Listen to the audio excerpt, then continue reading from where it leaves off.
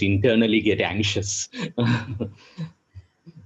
Will the screen share? Will this happen? Will that happen? It just happens.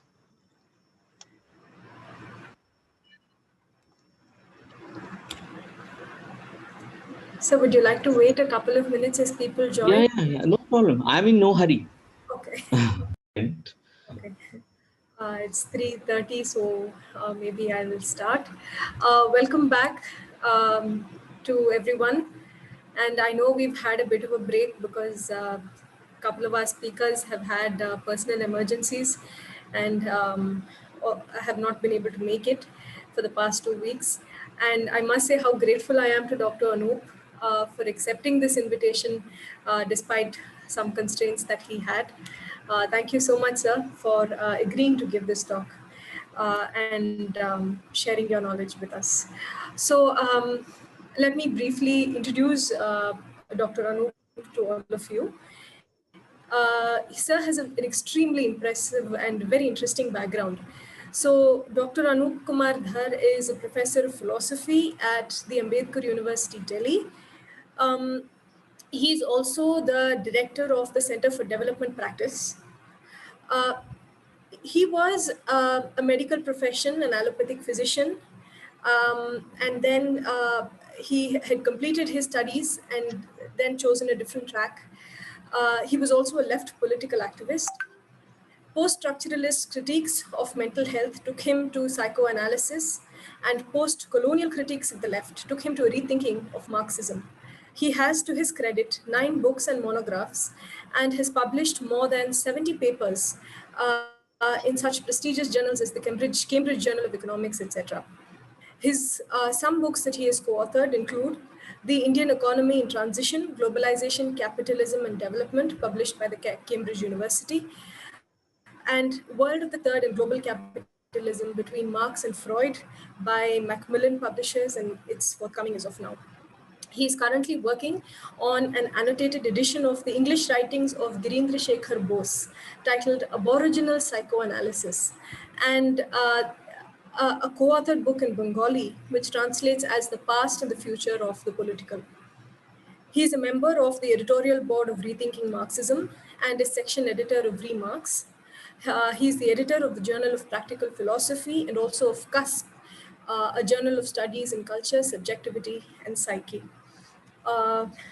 With this introduction, thanks a lot, sir, once again for agreeing to be here, and I hand the platform over to you. And we will have about an hour, right, to have this discussion. Yes. Let me see, I'll try my best to do it within an hour. I'll share the screen now, I think.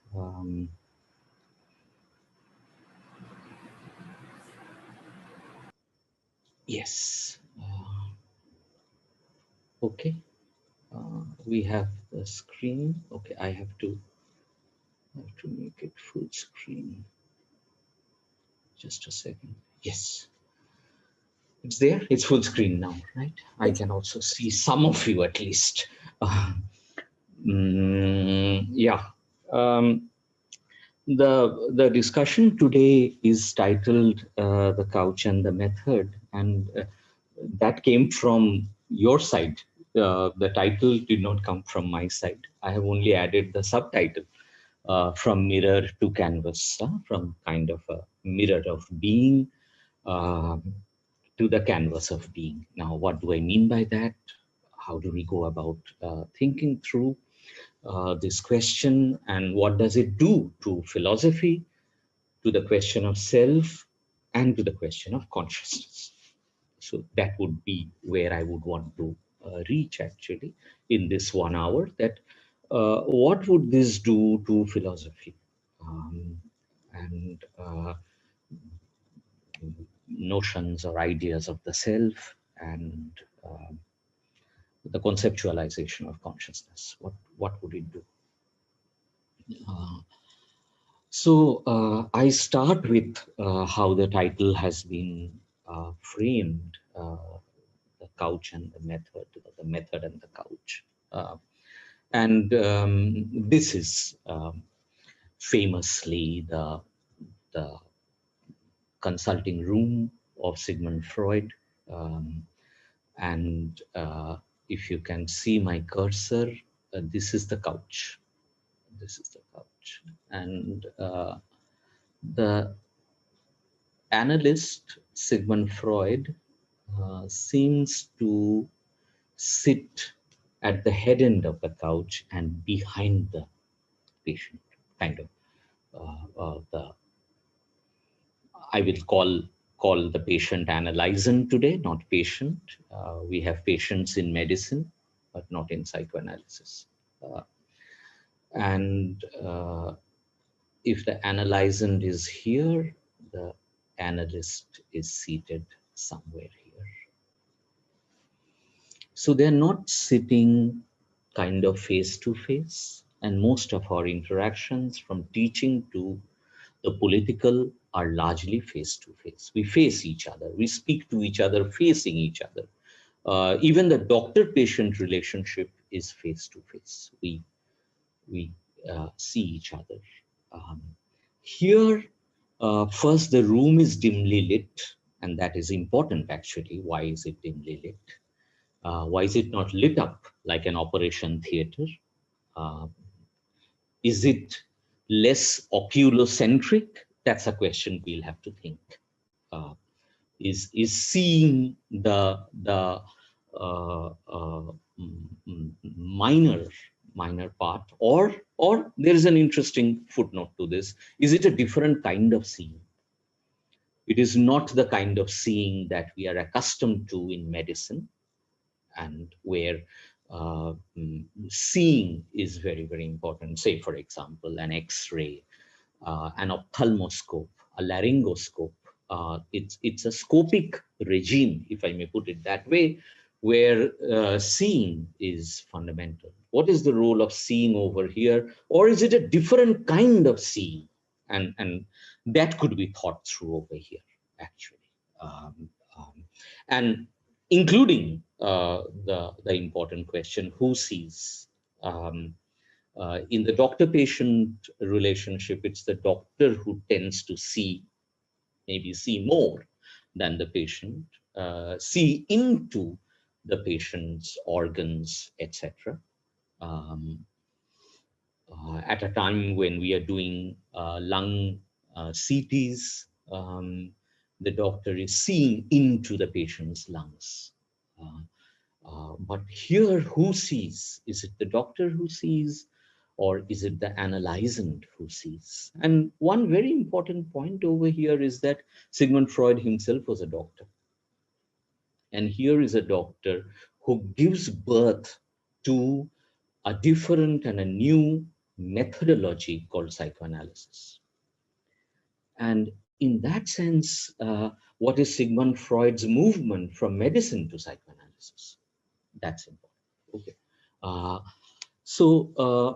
Dimly lit room, and there's a couch. The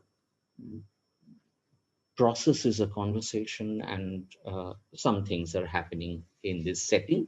Let me call it a setting from now on. I'll call it an analytic setting. Okay.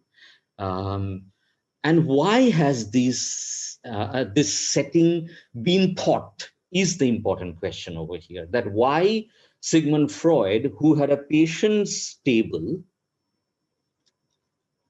and would tend to see, generates, engenders, thinks through a very different setting. What is there in us that necessitated this setting and this methodology? What is in us? How are we disposed that it required a different setting? What was the need for it? A setting different from the accustomed setting of Sigmund Freud. He was already accustomed in a setting, and that is the medical setting. It's called the bedside method. How does a doctor operate in a larger sense, not just operation? How does a doctor operate? There's a method there, and there's actually a book. All of us had to read it during our MBBS. It is Hutchinson's clinical method. Clinical method. So one had to learn that. What is clinical method?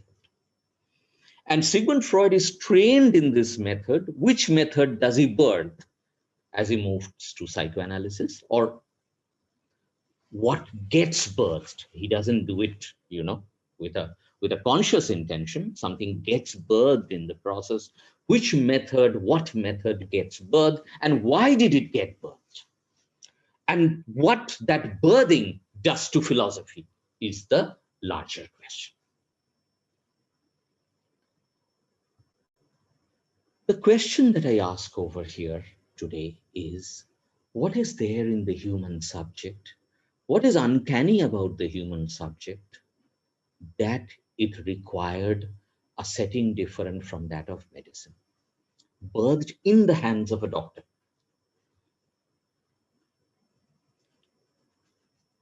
And sometimes I tend to say that there must have been 100 or maybe 1,000 doctors in Vienna. All continued with their method. One broke away. That mad one is Sigmund Freud.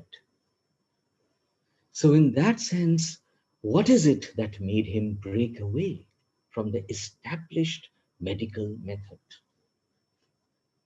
What were his questions? What were his patients bringing to him that required a departure, a methodological departure? Let us take this as the question and see what is there in the human subject that necessitated a methodological departure. And of the 100 doctors in Vienna, one made that methodological departure. That one is Sigmund Freud.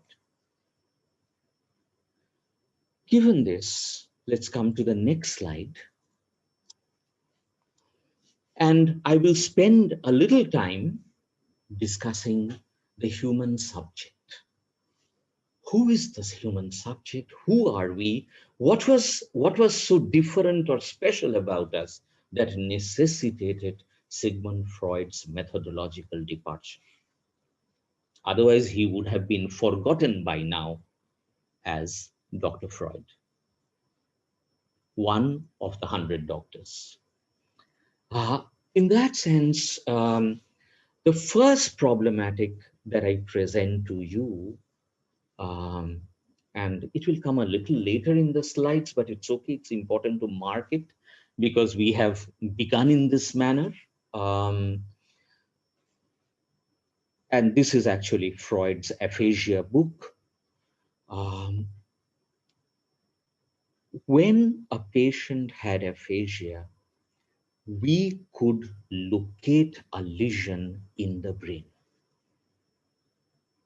And some of us may have heard this also, Broca's area, Wernicke's area, something in the brain. And Sigmund Freud encountered a patient who had aphasia, but there was no lesion in the brain. And this opened up a question for him. How can aphasia happen without a lesion in the brain? Where is the lesion then? Where is the cause? Where is the injury? Where is the trauma? Is it psychic? Is it in childhood? Is it in our growing up years? Such that he had to move causality from organic causality to psychic causality. And really think How do we generate a method to understand psychic causality of loss of speech rather than organic causality of loss of speech? In today's words, let me put it this way. How does one mark the organic causality of loss of smell and COVID? We can mark it actually today. But what if somebody doesn't have COVID and has loss of smell? There the question would be, where is the causality of this loss of smell? And take loss of smell metaphorically, robustly over here. Okay, that one then would have to think the psychic causality for that loss of smell. Or smelling too much, I'm smelling a rat. Either I'm smelling too much or I'm smelling too little. What is the psychic causality other than the organic causality today that is around us, COVID? Let me start with the human subject. In psychoanalysis, the contention is that, and take this one, this triangle over here, as the four-legged mammal. All human infants are a four-legged crawling mammal. And the question to psychoanalysis was, how does this four-legged naked mammal who has no shame, how does this entity become a human subject? And that is the movement. This is the movement. You can see the arrow over here. And this is the movement. How does it become a human subject with at least two very important experiences, shame and guilt? And the question to psychoanalysis, to Sigmund Freud, was, how does a crawling four-legged mammal become a human subject? This register, S to S prime, is the register of language. And if I could do it in a three-dimensional way, I can't do it over here. The plane of language would be a plane like this. And the human, and the four-legged mammal, as if passes through the plane of language like this, passes back through it and hangs from the plane of language like a human subject. So look at this in a three-dimensional way, this diagram, and what happens over there. So what does language do to us in terms of our movement from a four-legged mammal without shame to a human subject, a social subject with shame and guilt? And I'll add a third one, the incest taboo. This necessitated a deeper rethinking of the subject. And I'm continuing with my slide. It's all titled The Uncanny Subject. Uncanny is unfamiliar, as also familiar for the time being, but let us foreground the unfamiliar for the time being. Okay. The unfamiliar subject, the unfamiliar within us. And here, the important point that psychoanalysis marks is that the subject grows in an environment, the infant. Initially, it is the mother. And let's not make it too temporal like that. Initially, it's the infant mother diet, the logic of the infant mother diet. And the other logic that is at work is the insertion of the paternal principle. The father's rule, the father's no, the father's law, what should be done, what should not be done.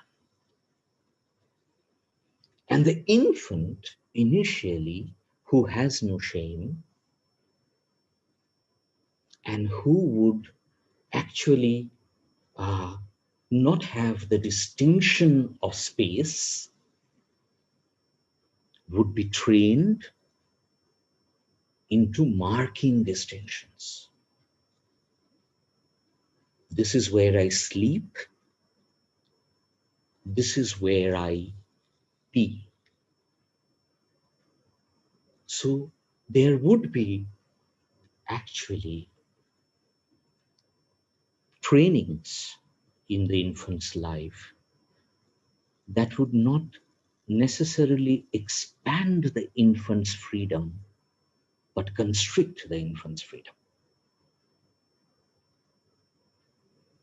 Our usual understanding is that our freedoms open up, they expand as we go along in life. Psychoanalysis has a very, very contrary notion of freedom. The infant's freedom is infinite. The infant doesn't distinguish. The infant's freedom is increasingly curtailed, and weaning, taking the infant away from the mother, is the first act where the infant's infinite freedom is constrained, constricted. And this philosophy of the self runs contrary to the standard philosophy that our freedoms are getting expanded. Psychoanalysis propounds a philosophy of the self or a philosophy of the subject, actually a philosophy of the subject, where freedoms are constricted. Hence the thought of repression. Hence the thought of repression. That freedoms have got constricted, constrained. And the ultimate unfreedom is the 6x3 grave in which we will be placed. And this is a very different conception of the subject. The subject, as if, doesn't add. It's not +1, +1, +1. The subject starts with a -1, loss of the mother, and moves through repeated -1.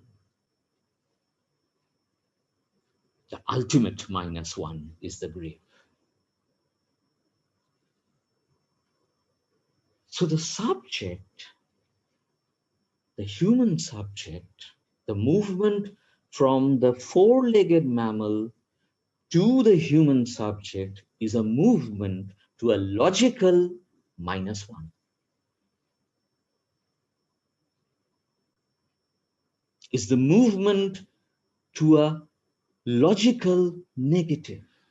It's a movement to a logical no. No, you can't do this. In that sense, the movement from the four-legged mammal to the human subject is a movement from an infinite freedom to a constriction of freedom to at least a logical -1.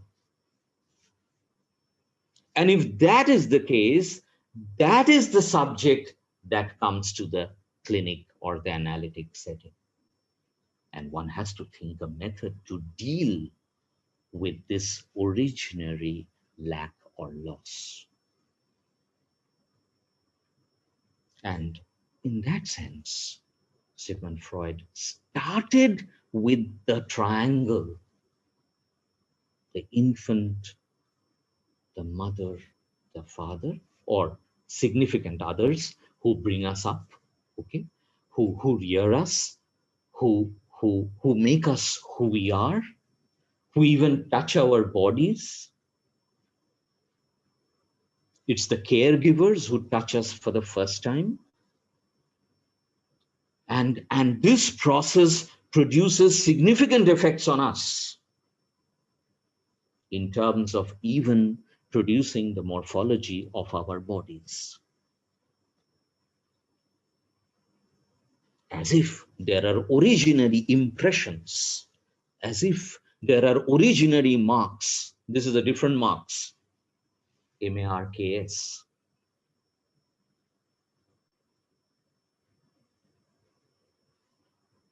And this subject comes to the analytic setting. And Sigmund Freud wanted to produce a thinking for this subject. And what he saw in the analytic setting, and this I'm just opening up, we'll work on this further. What he saw in the analytic setting was that it was not just me and the patient. So it was not a medical situation. It was not just me, the doctor, and the patient. It was not just Sigmund Freud and the patient. There were two more entities or registers in the room. So empirically, when we look at the analytic setting, you see two people in the room. But his significant intervention, and later Jacques Lacan made the most of it, this intervention, was that no, although we could see two people in the room, there were at least four in the room. Who are the other two? And hence this triangle, if I superimpose it over here like this, it is there, of course, it is there, this triangle is there, but this triangle is as if extended with those dots into another register. And hence, we don't have two entities, A and A prime, in the analytic setting, though empirically it shows two people in the room, but there are two other entities in the room. This one is the subject of the unconscious, and we'll work on this a little more. And this one is the other. So we don't have two people in the room, though it looks that there are two people in the room. And one set of conversation is going on between these two, and there is another set of conversation that is going on between the subject of the unconscious and the other. Which other, which subject of the unconscious, we'll see. We'll see as we go along. But the main point over here is that there are no two people in the room, there are four. Two are the person of the analyst and the person of the analyzant. The two persons seated in the room.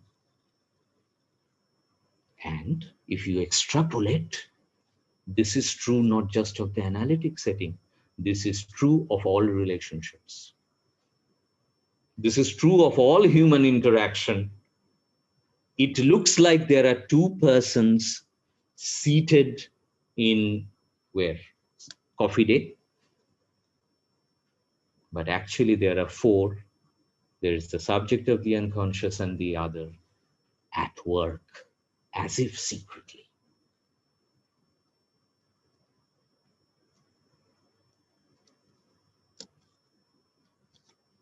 Wait, why is my slide not moving? It's moving, yeah. Don't worry about imaginary symbolic over here. We can ignore that for the time being. And this is now looked at more closely. It's called the Z schema. And in the Z schema, you have the person of the analyst and the person of the analyzant in this register. But what is important is the subject of the unconscious and the big other, big other. We'll come to this, hold on to this. The only problem we have now encountered is that there are not two, there are four. And there are no two in the analytic setting only. There are four in all human interactions. And hence, human interaction, human communication may have to be rethought. And as you can sense now, the theory of the self is being as if replaced by a theory of the subject that is more complex. And as I started with the aphasia case, where there is no organic lesion, there is a psychic lesion perhaps, the understanding is that if the person of the analyst and the person of the analysand have a long, real, authentic conversation between them for very, very long, and if the past is remembered, and if the past is deconstructively remembered, with all the cracks in the wall, slowly the subject of the unconscious and its relationship with the other would come to the foreground. And if we are finding this other a little abstract now, let me write it as mother, but put the M in parenthesis. The mother other. So the understanding is that we need a real, authentic conversation. And the fundamental problem of modernity, at least, is that we have no conversations. The deeper problem is that we have no conversations with ourselves. Even if we are talking all day, even in all the cacophony, what is not happening is conversation with oneself. That setting with the couch offered a space first to free associate, talk about anything, talk about everything, and a non-judgmental listener. None of us are hard of hearing, but most of us are hard of listening. And here was a non-judgmental listener. I'll call this person the analyst. A non-judgmental listener. And I'll call the patient from now on analysand, and we'll see why we are calling the person analysand.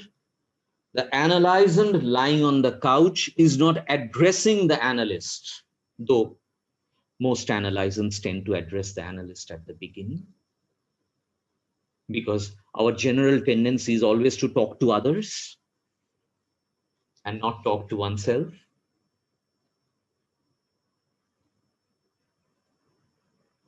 And in that sense, first, the analysand on the couch would tend to talk to the analyst, the person of the analyst.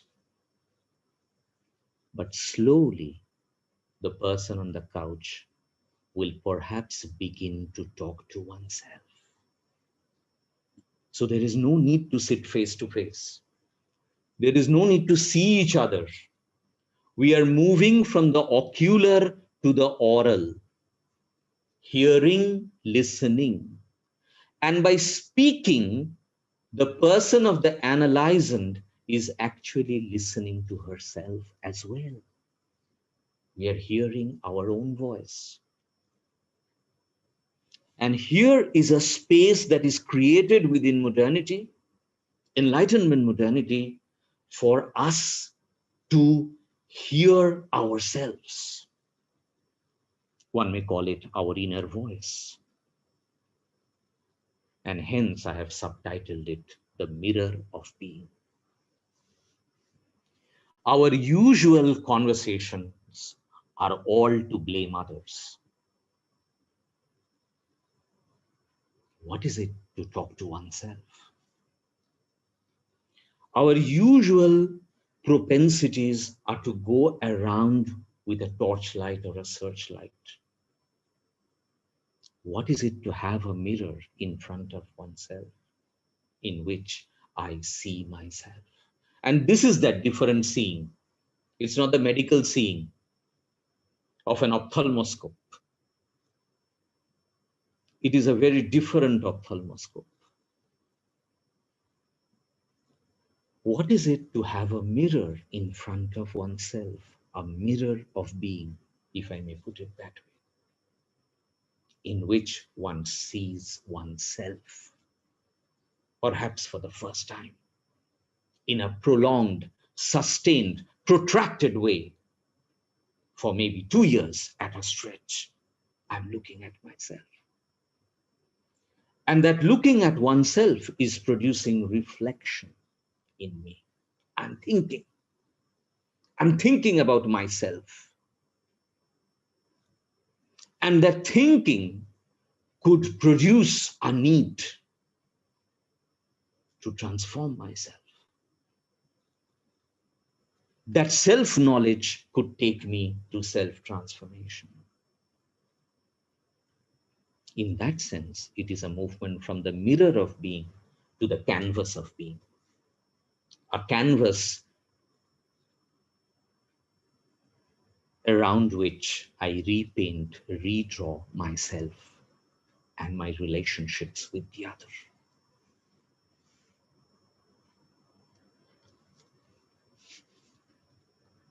There is a problem, however. The problem is that the human psyche is like an iceberg. Only 1/11 of it is above water. And 10/11 of it is below water, beyond me, beyond my objective self-gaze. There are things I don't know about myself. And I may do my best to not know them. And you can now sense here is a different theory of the self. The self is not self-transparent. The self is not transparent to us. There is an obduracy, there is an uncanniness, there is a secrecy. And there is a turning away. There is disavowal. There is a resistance to know what is there in the 10/11.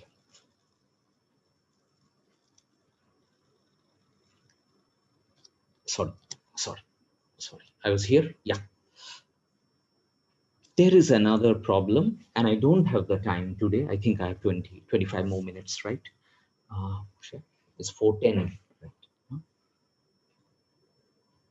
I can't see the time because my screen is covering. Huh? It's 4:10 now. Another 25 minutes. Another. Yes. 4:35 I'm supposed to end, right? Huh? Yeah. Thank you. So no, I think I'll be able to do it. It's looking possible now. Initially, I was anxious. So let me come to another problematic, and this is a little complex.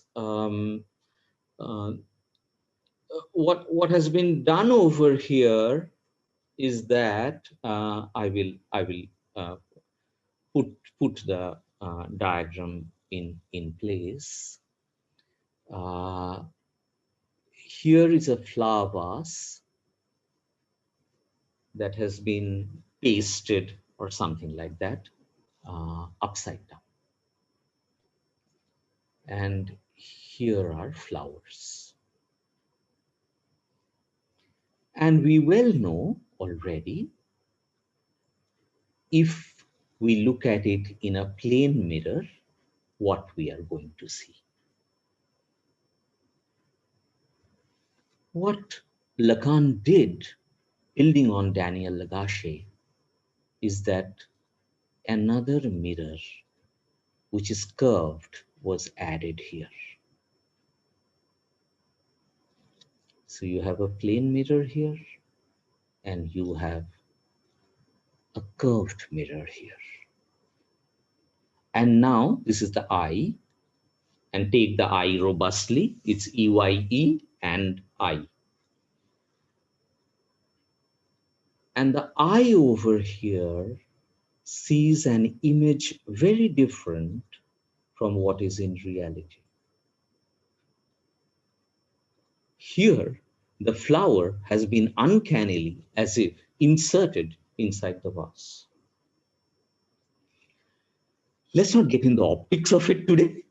That may be done better by the NIAS doctoral scholars, much better than me. But let us get the philosophical logic of this. The philosophical logic of this is that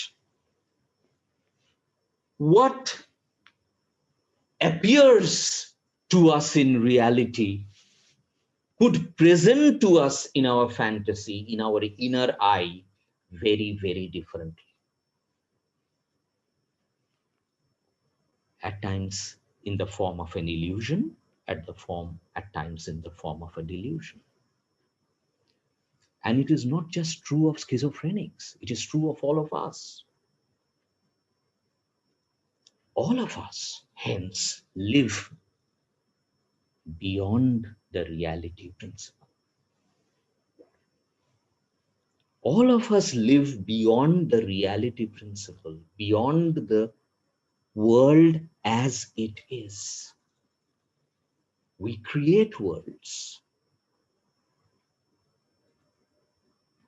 And that gives space to uncanny human proclivities like art, like literature, and why not show mixed drama as well, theater as well. But this is true of all of us at the level of philosophical logic, that we sometimes end up turning the flower vase of reality and creating images for us that have tremendous pull on us, that have tremendous subject effects on us, affects as well.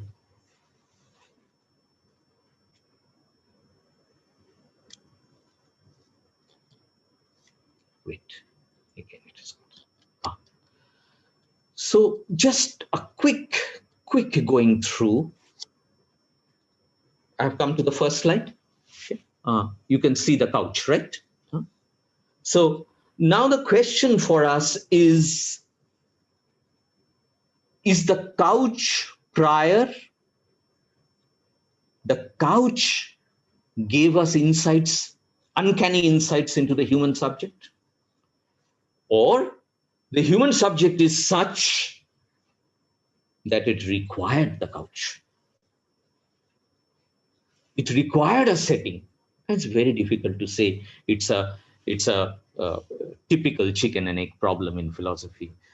Which one is prior? And this dialectic, the overdetermination of these two, needs to be thought. What I've done up to now is the uncanniness of the subject, the movement of the subject, the presence of two more entities in the analytic setting, the analysand's unconscious,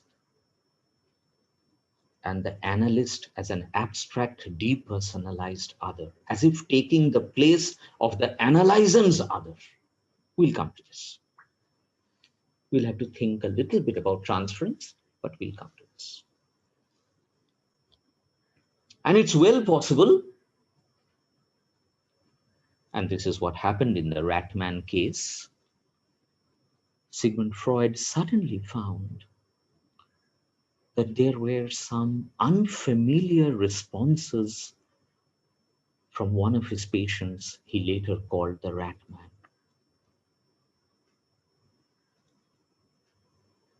And he wondered, why am I getting these responses in the clinic?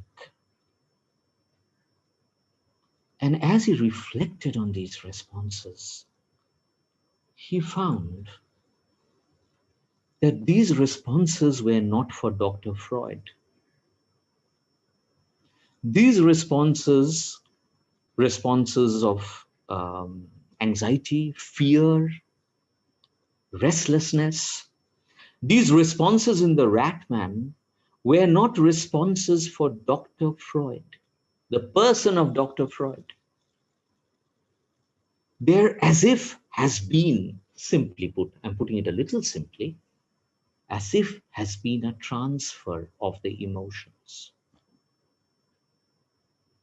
And the response is not to Dr. Freud, the person, but the response is the place Dr. Freud has taken in the rat man's life in the analytic setting.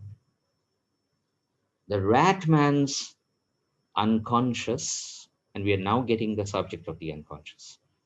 The rat man's unconscious is now as if in conversation with the transferential father, the father of childhood, the menacing father of Ratman's childhood, the threatening father of Ratman's childhood. The subject of the unconscious is now as if in conversation with the father. And Sigmund Freud, Dr. Freud, has as if taken the place of the father. It's a placeholder. So while we began with Sigmund Freud and quote unquote the rat man as if had slowly moved and shifted and come to speak, not to Freud, not to Dr. Freud, but the subject of the rat man's unconscious speaking to the rat man's other, the father. And Sigmund Freud is as if holding that place. Hence, the analyst has got depersonalized. I had written in the abstract, what are the three positions the analyst takes in the analytic setting? The second position, the first position is the person of the analyst, Dr. Freud. The second position is the depersonalized position, and the analyst is as if coming to now occupy the place of the father. A childhood trauma is as if getting repeated. And through that, the rat man may find out, why is my unconscious like this? The architecture of my unconscious, the singularity of my unconscious. And what is the cause of that? What is the object cause of that? What caused it? We'll see this a little bit as we go down.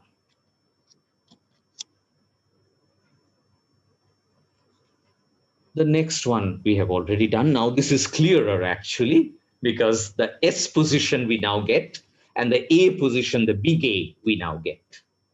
And this is quickly put, I'm putting it a little simply, the transferential situation. So initially it's Dr. Freud and the rat man, but increasingly it is the rat man's unconscious. And the unconscious is a subject, not conscious subjects, the subject of the unconscious. And the father, other, and Dr. Freud taking that place. Hence, psychoanalysis is about self-knowledge. It is about truth. It is about singular truth, my truth, not generalized universal truth. My truth. And based on my truth, how do I live? So there is no generalized rule to live. It is based on the question, what is my singular truth? And then the Socratic question, the question of practical philosophy, how do I live? What self-transformations are required? So we move from the mirror of being to the canvas of being.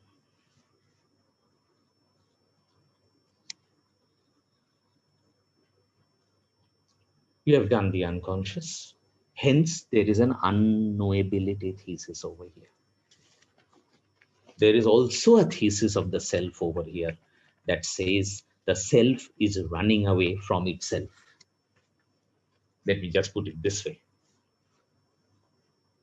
The self is running away from its self-truth, or from the truth of the self, or what I wrote in the abstract, the truth of one's being.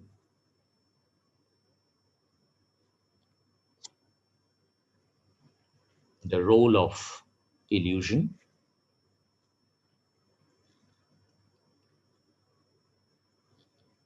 and last, just yeah, I have 12 minutes. We'll manage. This then raises questions regarding methodology. Now, if the subject is doing two things, one, driven by motivated irrationality rather than only rationality,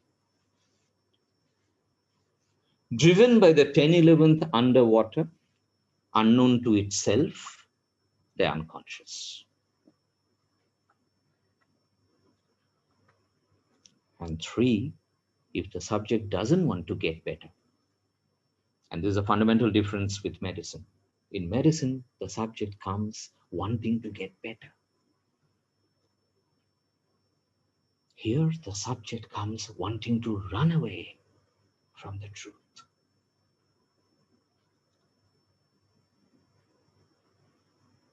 The deeper epistemological question over here is, how will the subject get a glimpse of its own truth?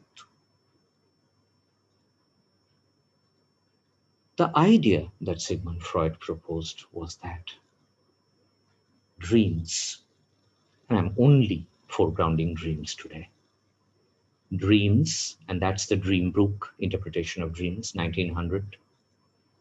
Dreams are our royal road to the unconscious. It is dreams that will take us, give us a glimpse of who we are. But then, how does one know dreams? Dreams will get narrativized, put to language, put in language, and they will lose color. So you cannot work with dreams. You can only work with the narrative of dreams. And how does one work on language? And this opens up the huge language question in psychoanalysis, which I can't get into today. How does one know? And there is an epistemological hurdle over here. How does one engage with the unconscious? It expresses itself momentarily, like a pulsation, in slips of tongue, in parapraxis, in jokes, in stereotypes, and in dreams. So you need a long, real conversation. And there's a possibility that one would get a glimpse of it. There would also be an ontological hurdle. And these are the two problems in methodology. I'm not getting into the ethics of psychoanalysis. That is seminar 7 by Lacan, some other day. But there are epistemological and ontological hurdles. I'll quickly do the ontological hurdle. Time, okay. We will go into one case of Sigmund Freud for 3 minutes, maybe. The case is the Wolfman case. As you can see, the Wolfman's magic word. That's not the case, of course. That's Derrida's and Nicholas Abraham and Mari Torok's rewriting of the Wolfman case. You can see the book. That is Wolfman with his sister, Pankiev, Pankiev, Sergei. And that is the dream, this one. The Wolfman had a dream of 6 or 7 wolves on a tree.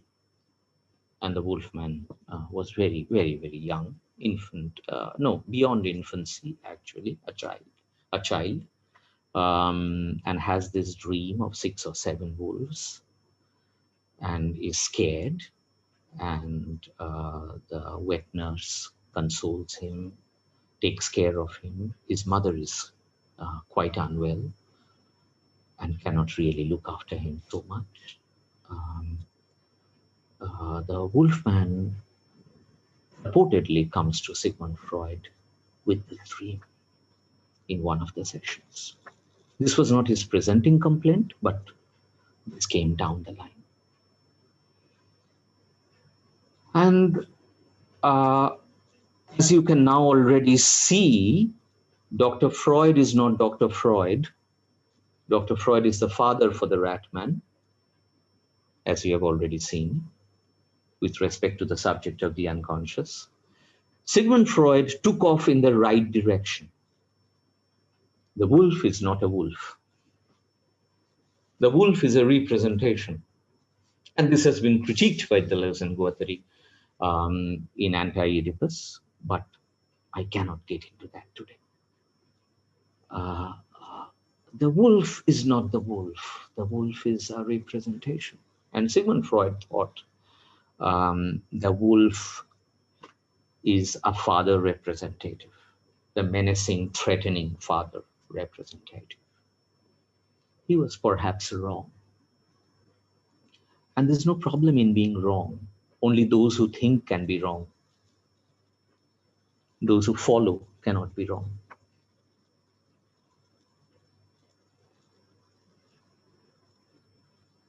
Given this dream was later revisited by Abraham, Torok, and Derrida in this book, Cryptonymy. And there they made 6 important. They engender a very different question in the book. The question is not wolf, the question is how many. Now that's quite crazy, actually. How many wolves? One would say, how does it matter? And their rereading of the case took them to the understanding that there were 6 wolves. And our usual relationship with 6, and this is what we do in school, 6, we write SIX above and put a 6 below. However, their methodology took them to something very, very different, and you can read it below. The expression pack of 6 in the Wolfman's narrative took them to Sixta, Siestarka, sister in Russian. Wolfman was Russian, which gives the conclusion to them that his sister is placed at the center of his trauma. I hope we have seen it. Our conventional understanding of 6 is this. And this is what we do in school. Apple, apple, banana, banana, 6, 6.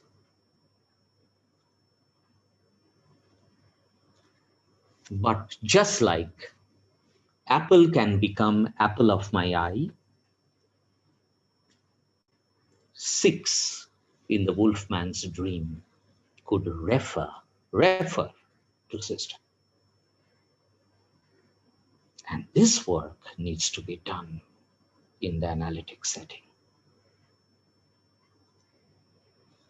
So it has to work through the transparent, the obvious. 6 is 6. No. And that work is methodologically important. I'll end now. Okay, I am on time. This is what happened in Germany and France.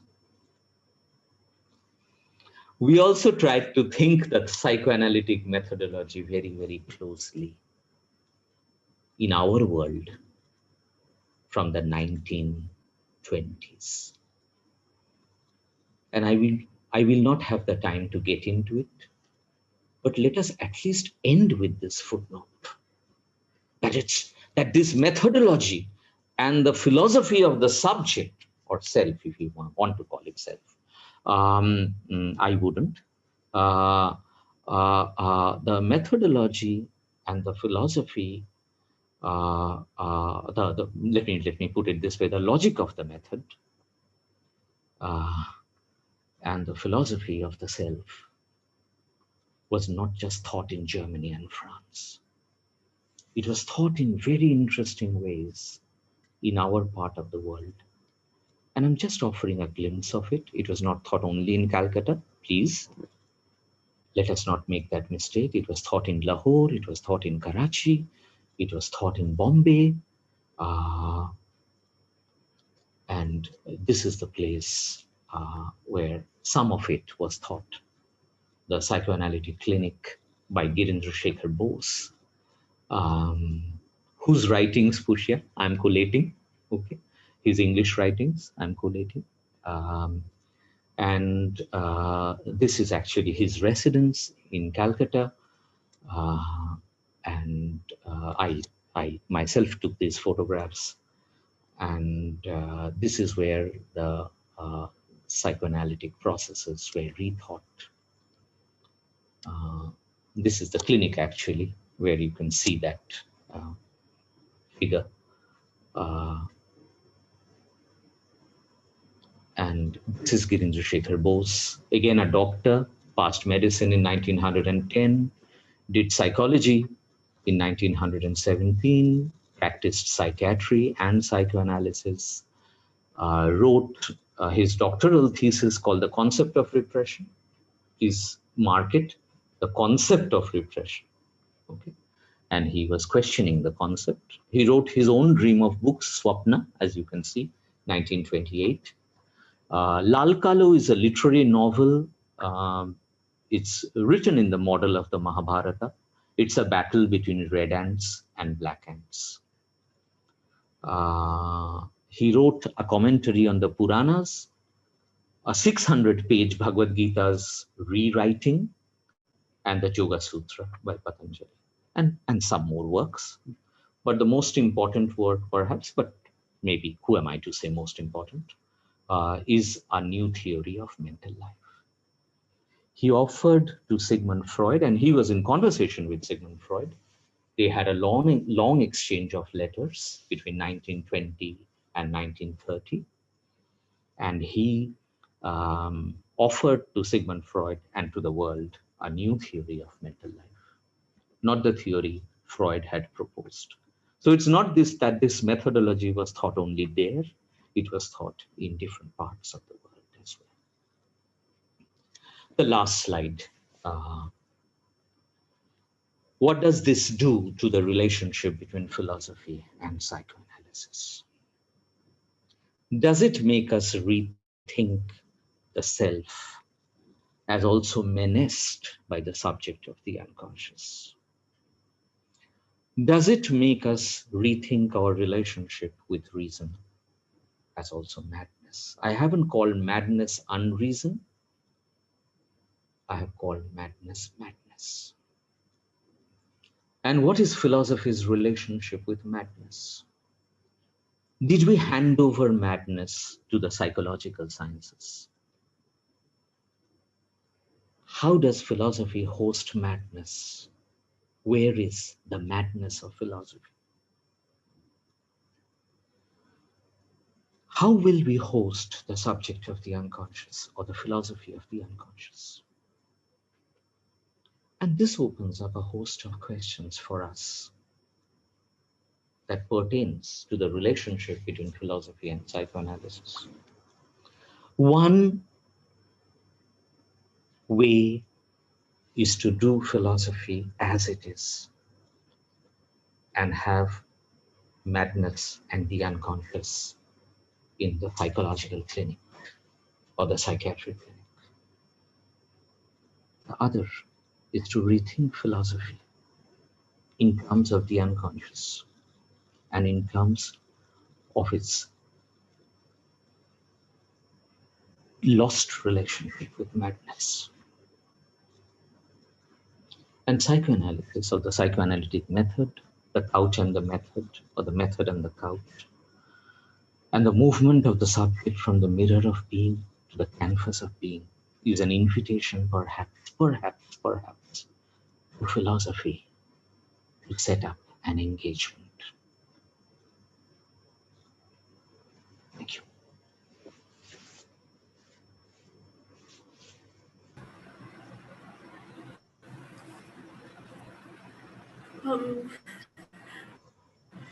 I really have no words, sir.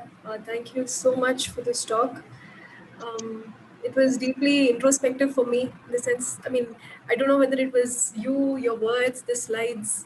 It was almost like I was taken on a journey through this presentation. And I'm afraid of breaking the spell of the presentation by talking too much. So without further ado, yeah, please, the session is open for further questions.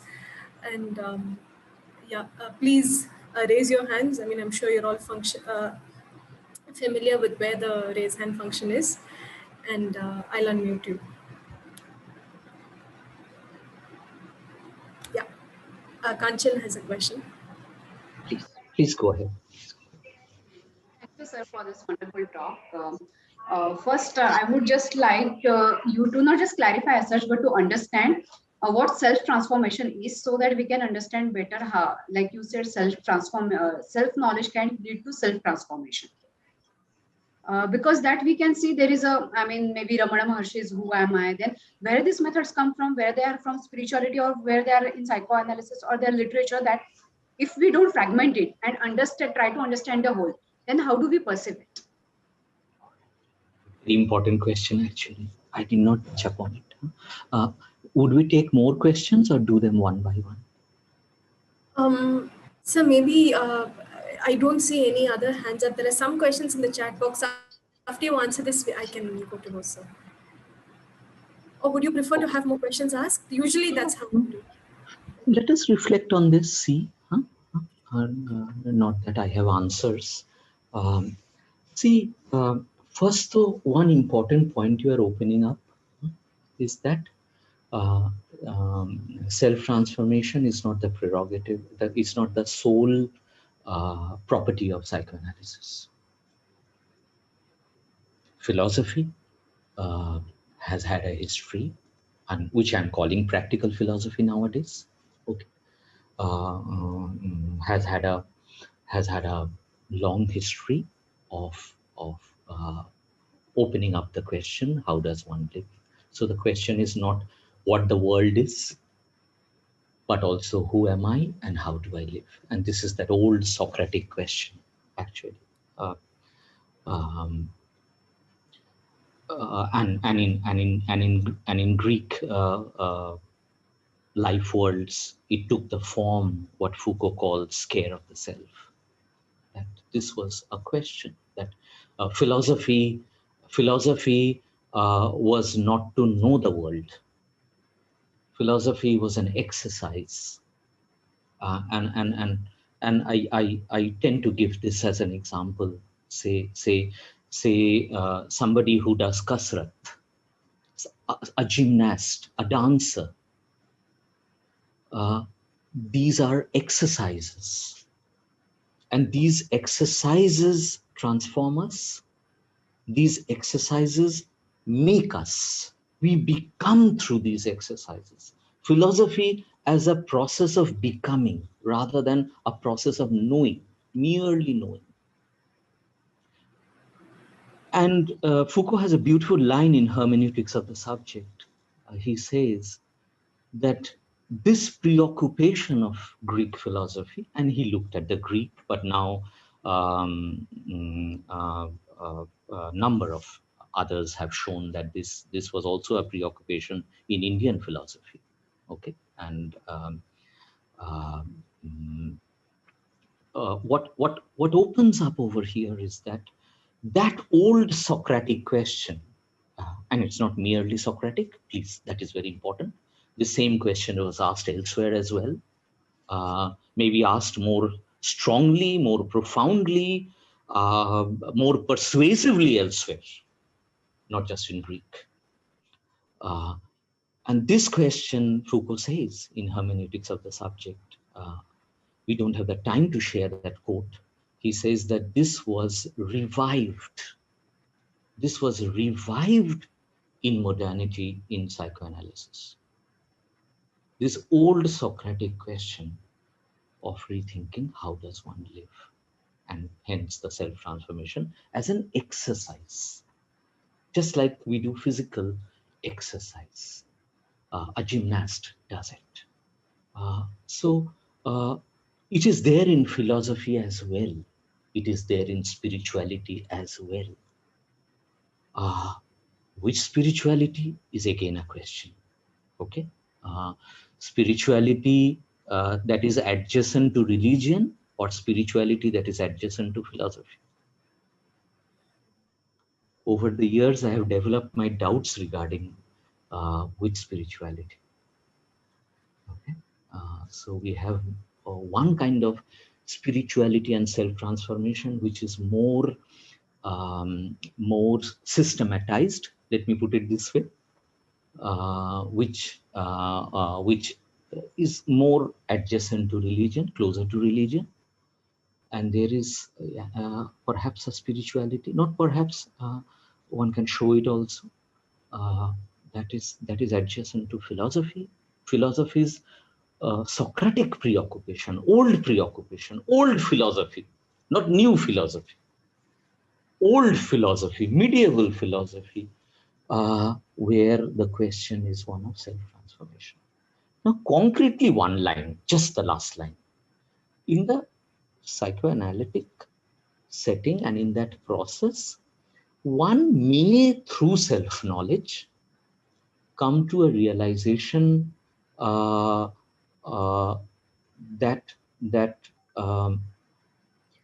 this part in me needs to transform.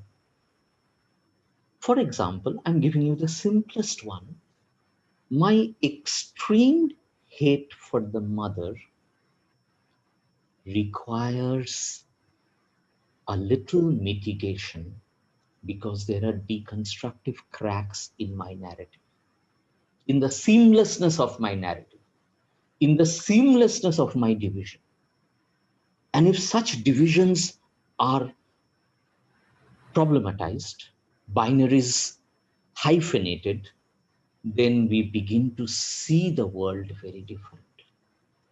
In that sense, the singular preoccupation is not with social transformation. The question of social transformation is also related to self-transformation.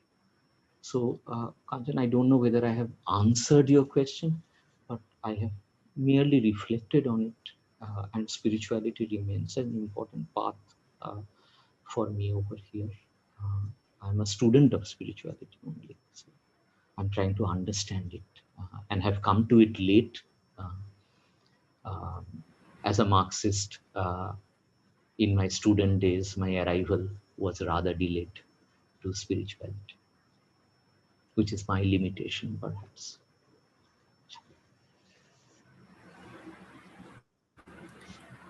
Thank you, sir. There are two more questions. One from Varun and from Sanjana. Varun, please go ahead. Yeah, am I audible? Yeah. Yeah, thank you so much for this lecture, sir. I have two questions. One is pertaining to the larger sort of discourse of psychoanalysis itself. Like recently there have been critiques from the neuroscientific perspective If you would look at the likes of neurophilosophy of Paul Churchland and eliminative materialism, where they in a way try to say that, not specifically to psychoanalysis, but so many different branches of psychology, they say it's folk psychology, and Yes. which is in some way manifest image, and which we should get rid of, because they are into this brave world where we should be looking into the neurophysiology rather than into the these manifest image in some sense. And then there is this critique of psychoanalysis by a famous critique by Frederick Crews, where he outrightly says that Freud was in some sense a fraud and making of an illusion, and that sort of a critique. So how can you what are your perspective regarding these critiques? And secondly, my question is related to the formerly asked question of spirituality. I've read your works on Marxism and spirituality, and the interview that you took of the Dalai Lama, and I really liked that understanding of yours. But uh, how do you see the intervention of Jungian psychology when you compare it with the Freudian perspective?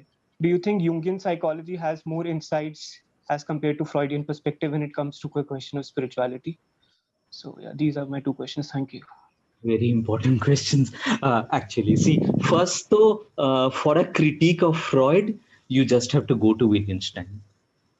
So you have him only critiquing Sigmund Freud, and a very, very incisive critique, I must admit. Number one. Number two, I am no defender of Sigmund Freud. Today, if it looked like I was defending, it was because I was told to speak on the couch and the method. I am myself a critique of Sigmund Freud, and I'm saying it when it's being recorded, I know. But my critique is a deconstructive critique. Will my critique lead me to completely abandon, give up, to make a clean distinction between what is usable and what is not? Or my critique would be a Derridian critique, a Derridian deconstructive relationship with psychoanalysis, where, mark this phrase, it's from Spivak, one cannot not want psychoanalysis. One cannot not want psychoanalysis because it offers us something interesting about us, something uncanny about us. Do we need to still engage with it? Number one. Number two. Number three, there have been critiques from neurobiology. I used to read Churchland a lot once upon a time, but of late I haven't read, so I shouldn't comment on it. Number one. 3A. 3B, you will find a defense of psychoanalysis if you read Eric Kandel, who is a Nobel laureate. So now there are people who would defend, who would oppose. It's like whether you take the vaccine or not. So in that sense, I of late, not of late, for the last 10 years, have taken some interest in neurobiology because there are interesting insights coming up from there. And there is now a branch of study. And if I say New York, I think it will convince us more. It is in New York. It is called neuropsychoanalysis. It is to bring to dialogue the insights, the contemporary insights of neurobiology and the contemporary insights of psychoanalysis.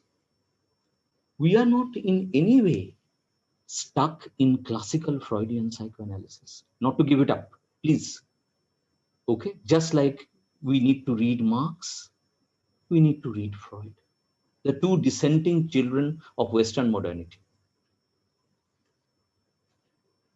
So we'll join hands with the dissenters. We won't give up the dissenters, but that doesn't mean we will not dissent against the dissenters also. Okay, so I'm not defending Sigmund Freud, please. I was only only being attentive to what he tried to do, to understand what he tried to do, and then see what we can do.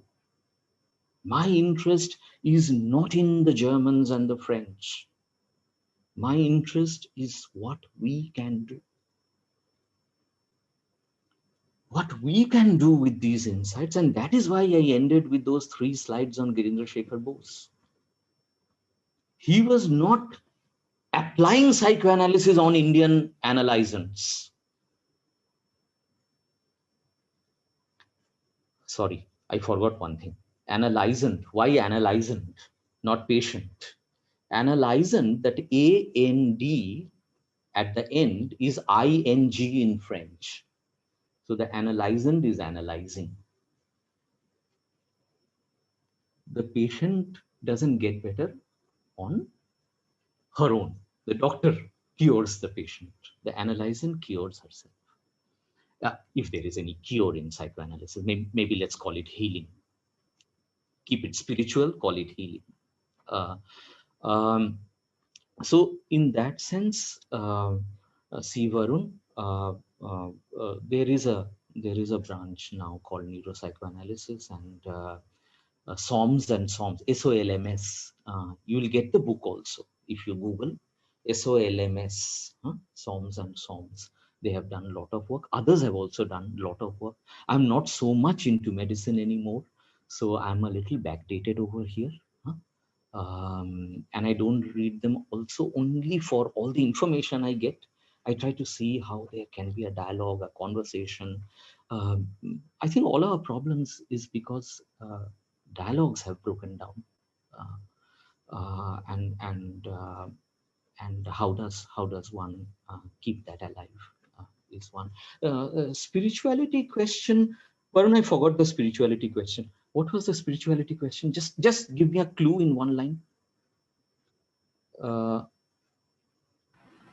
Yeah, my question was about the comparison between Freud and Jung when it comes to the question of spirituality. Yeah, absolutely. Though Freud would not agree with Jung on his theory of dreams and his theory of the unconscious, Lacan included, okay. But please let us keep all our options open, and let us see how we can reach a kind of psychoanalytic practice, or a practice of healing, a practical philosophy perspective, consonant and consistent with our concerns and our life worlds. Okay, so let us not. So I agree with you, Varun, on this, that let us keep the opening, but today we would not be able to go into that distinction, but I would be respectful of Jung's work. Though I would have some differences, but I would still be respectful of that work. Yeah. Next. There are plenty of questions in the chat box and one hand up. Can you just give a quick answer to Sanjana, and then we'll go to the chat box questions, because we're also running out. We have only 8 minutes left. Yeah. I'll just say yes or no from now on, which wouldn't mean anything. No, whatever you feel like, sir. Make it an MCQ. Okay. Yeah. So, hi, sir. Thank you for your lecture. I'm interested in understanding conditions such as sleepwalking that lie in this very gray area of conscious and unconscious. So in the interest of time, I will keep my question brief. But so how must one begin to explore experiences such as this, especially if it's based in like personal experiences of these things? And that's my question. I'll keep it brief. Where must one begin to understand this, and how must one explore this? Like, where must I look to understand this? Sanjana, I really don't have an answer to your question, actually. Actually, I don't have any answer to your question. We'll have to understand the phenomenon sleepwalking. Maybe others know better about it. My only response to what you are placing before us, and it's important actually, is that there are uncanny physical or psychophysical, psychosomatic responses from us, and they may have somatic organic causality. They may also have psychic causality, or is all causality psychosomatic? So your question actually opens up a more philosophical question actually. Is the mind-body divide wrong? Are all processes psychosomatic at the cusp of mind-body and that hyphen? So how would we understand sleepwalking, etc.? And there would be many such experiences actually. And one will have to think. I can only think about it, but I don't have good reading of sleepwalking, so I would not venture an answer over here. I would actually accept that I don't know, and that would perhaps be proper over here. But keep thinking about it. We'll all do it together. Yeah. Now the questions in the chat box. Oh my God. Can I just so can I just quickly go through them? Yeah, please. Yeah, there's one question that says, could there be links to the parent-adult child of transactional analysis in the psychoanalysis that you presented today? That's one question. And Yes. also another question, can listening... Okay. It's an MCQ now, no? Sir. No, please Yes. go ahead, sir. Another question. Yeah, carry on. Can listening be active?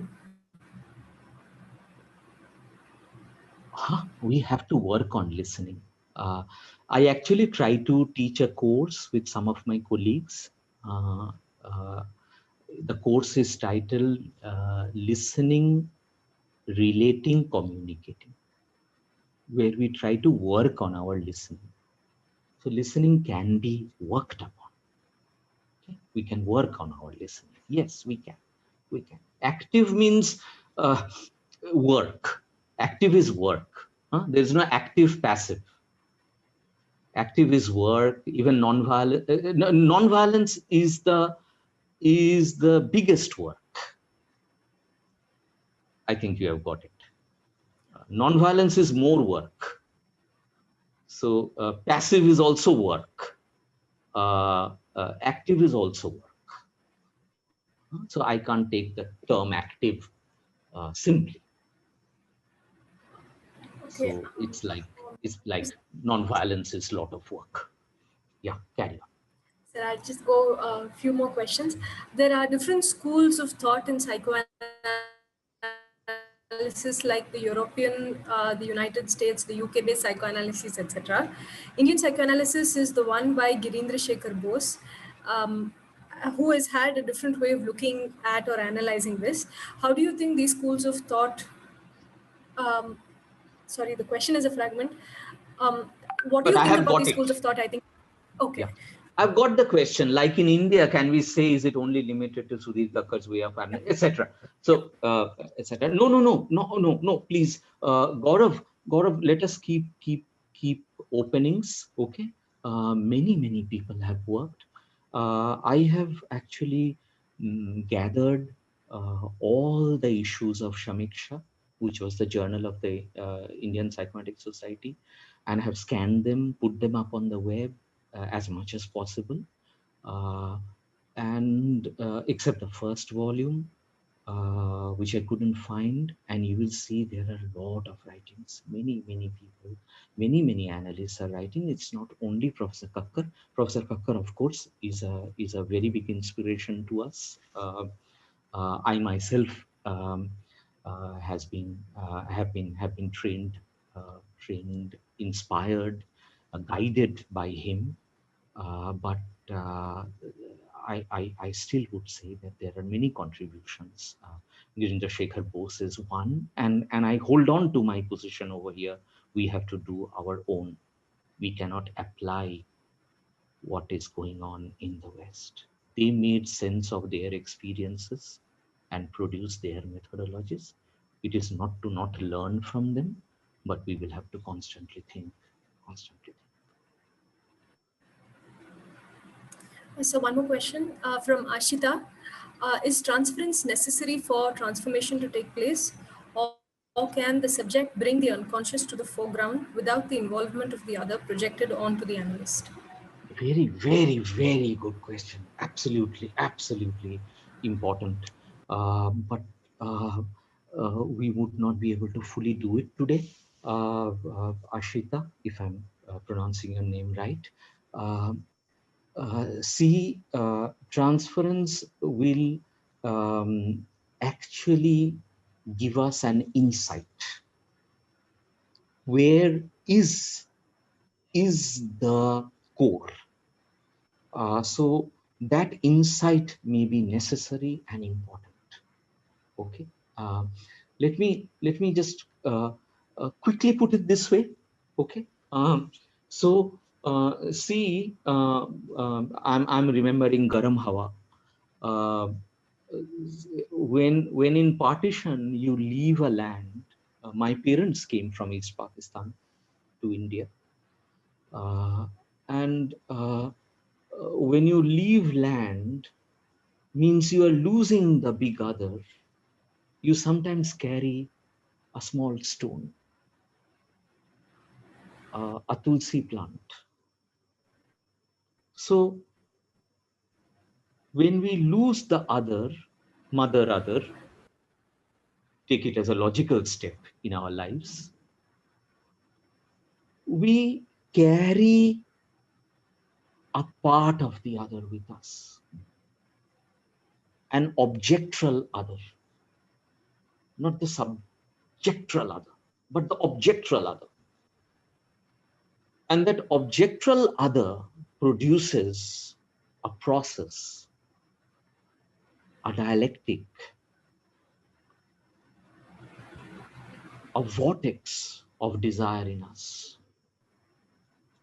And it's important to get a sense of that. And the transferential process gives us a sense of that and an insight into that. That what is it that I have lost?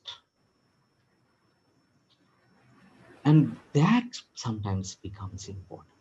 So as you saw in the Wolfman case, the rereading of the Wolfman case by Derrida, Abraham and Torok, the loss of the sister was perhaps fundamental. And what is it that I'm doing today to cover that loss, to compensate for that loss? And here is a very troubling question, but let me now say it. Are our adult findings compensations for our infant losses? And transference gives us an insight, a clue into that loss. Now, why will we think life in terms of loss or think life in terms of lack is a fundamental philosophical question to psychoanalysis.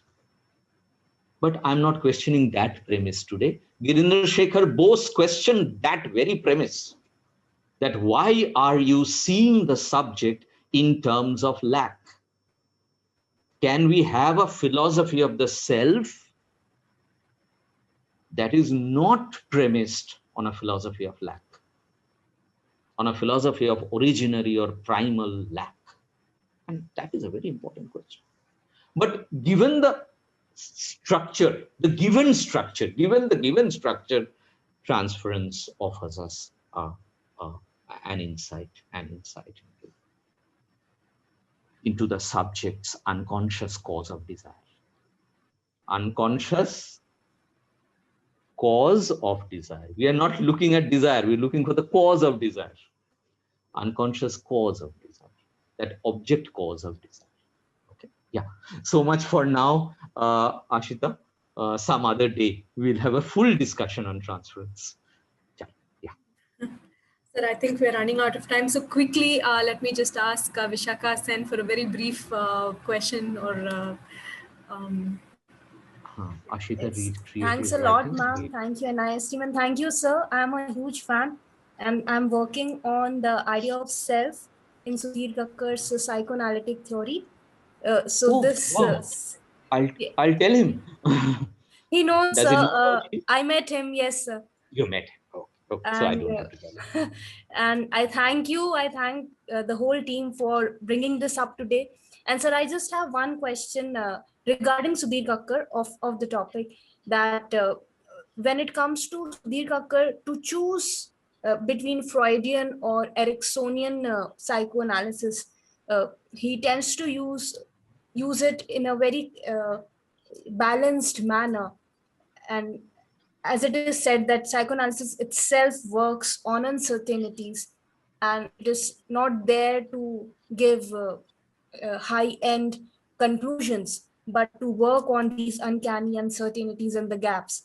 So sir, I want your uh, opinion on how Indian psychoanalysis, from the point of view of all the works like your work, Salman Akhtar sir's work, Kakkar's work, and also others who have worked on Indian psychoanalysis, like Freud along the Ganges and Vishnu on Freud's desk. So, can we now, are we in that state? Of course, not theorizing, but as you said, problematizing the Indian psychoanalysis, and how far Kakkar is using Erikson for that matter, because he has discussed infant, mothers, all the relationships, and that's how our Indian psychoanalysis is. That's how Giren Shekhar Bose quoted Freud, that we do not experience the Oedipal complex. It In is the not same that. manner. So I just want your opinion and expert comments for this. Thank you, sir. See, the interesting thing about Dr. Kakkar is that he's a very free mind. He has no obligation to belong to any school. I have actually learned this from him.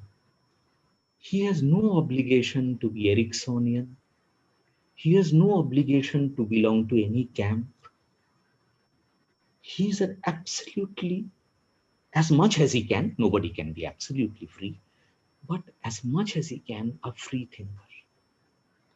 And I would urge us to not belong to schools, because that constrain our thinking when we belong to schools. It limits thought, it limits questions. And please don't uh, forget one thing, Vishakha.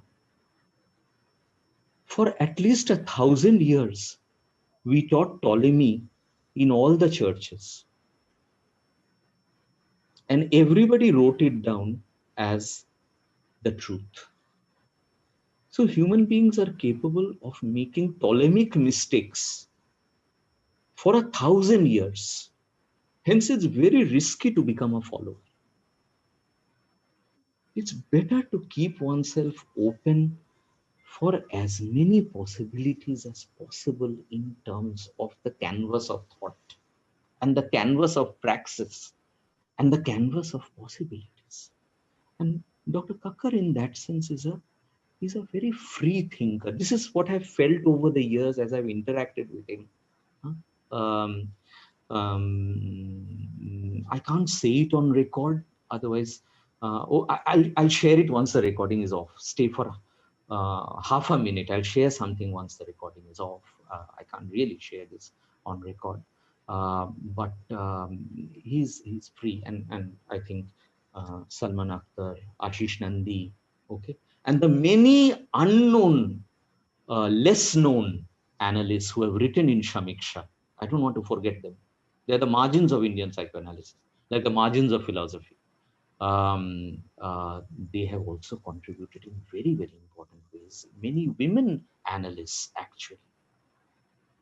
Many women analysts who have contributed significantly to the rethinking of psychoanalysis in India, including some of my colleagues, Hani Oberoi, Rachna Johri, Amrita in Goa, Chumadi, many in Calcutta, Pushpadi, Jayantidi, okay.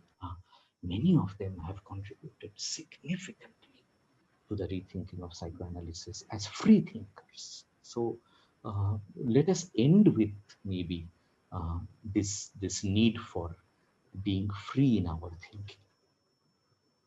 pushing.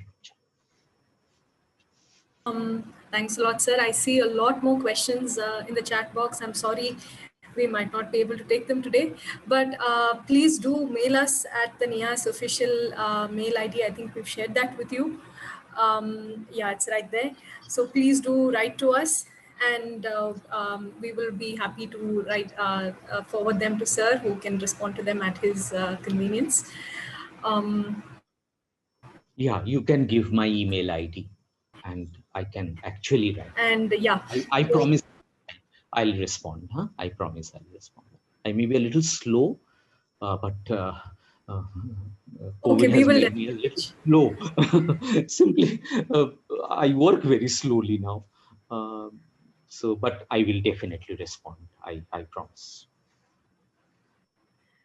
Thanks a lot, sir. And may I just say that at the end, what you said about being free of following, that reminded me a lot of J. Krishnamurti's teachings, where he said, truth is a pathless land. And that came back to me quite poignantly. And so on that note, thank you so much, Dr. Anoop, for giving us your time and taking us on this journey of experience. For giving me the opportunity. Yeah, and this journey of experience and introspection. I think it's been deeply reflective, and I think many of the comments in the chat box, I didn't have time to read them out, reflect that. It was so for many of the people who listened in today and tuned in. So I must thank Dr. Saurabh for introducing you to us and also facilitating this talk. And I'd also like to thank Professor Sangeeta Menon, who's Dean and Head of the NIAS Consciousness Studies program, for being the backbone of this program and also conceptualizing it. And I'd like to thank also my colleagues at NIAS, Niharika Sharma, Ashwini, Abhishek, Meera, and all the others for their support, constant support, enthusiasm, and invaluable help, especially in the background with the Zoom platform and all these complicated things without which these sessions would not be possible. I'd like to thank NIAS and the director of NIAS for facilitating and allowing such programs. And thank you all for tuning in once again, and we look forward to seeing you in the last couple of lectures of this series. So on that note, thank you all, and we look forward very much to seeing you in the upcoming sessions. Thank you.